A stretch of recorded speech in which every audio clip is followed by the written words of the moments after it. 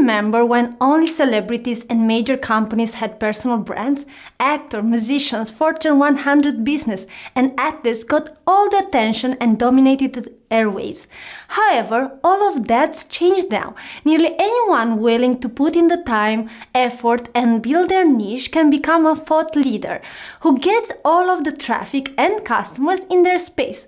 It won't happen overnight, of course. You only need to do a quick Google search to see that ordinary people from all over the world are using these new tools to craft personal brands that attract countless people to their websites and social media profiles. The trick is knowing exactly where to spend your time to get the results you're after. There are lots of strategies and tactics out there that will be a complete waste of time. I will share with you 6 recommendations to become the go-to expert in your space. First step, start by finding your niche. You can't create search demand, you can only harvest it. That means you can't force people to search for a specific keyword. They either already do or they're searching for something else. So where should you start? That's a good question because there is no right answer necessarily. But here's where I think you should start. Pick something specific that you can do better than 90% of the world. Why is that so specific? Because you can probably do a lot of good things, but that doesn't mean you're an expert in every single one of them.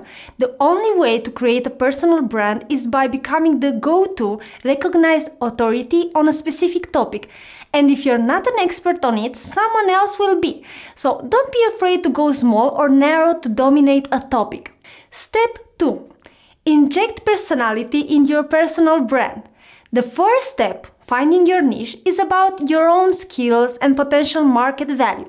The second step is about what you personally bring to the table. It's about your point of view or tone, which will help differentiate you from everyone else who talks about those same topics. Look, for example, at the website of Marie Forleo.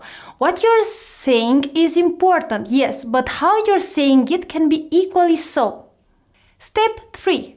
Create your brand identity. Go back and look at her website real fast and tell me what you notice. The design is impeccable. She has custom site, beautiful photography, and even her own logos or marks that are easily identifiable. Why the heavy investment in the look and feel of these sites? Because according to one academy study, 94% of the time, someone's first impression is based on design, and it only takes 50 milliseconds for that split-second decision to get made. So a massive part of creating a personal brand is looking the part in the first place.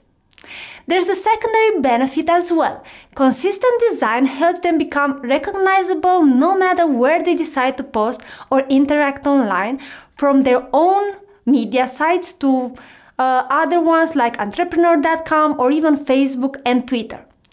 The first step to that is your own brand mark or logo. For instance, 99 Designs crowdsources design samples from people all over the world.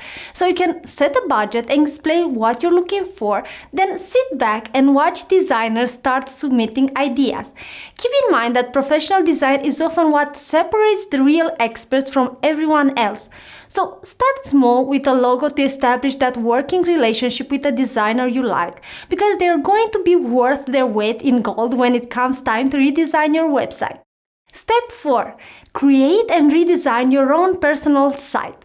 Look, there's a ton of noise out there. You probably already heard all the statistics. There are millions of blog posts published daily. So not only does your stuff need to be good, but it needs to be going out frequently too, like several times a week at least. Continually putting out good stuff under your own name starts to create that connection between you and the topic target you're aiming at.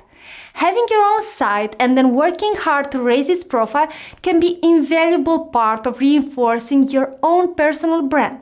If you are not ready yet for hyper-professional websites, you can play with Wix or WordPress for start. Step 5. Guest blog to promote yourself. In the early days, nobody really knows who you are. That's okay, it's just critical that you realize this early before it's too late. If you spend all of your time initially only putting out good content on your own site, you're unfortunately going to be wasting your time. Instead, you should almost spend more time trying to get on other sites first. These already have the traffic and audience numbers you need. Becoming a regular on a huge site like Medium suddenly gives you a presence in the industry.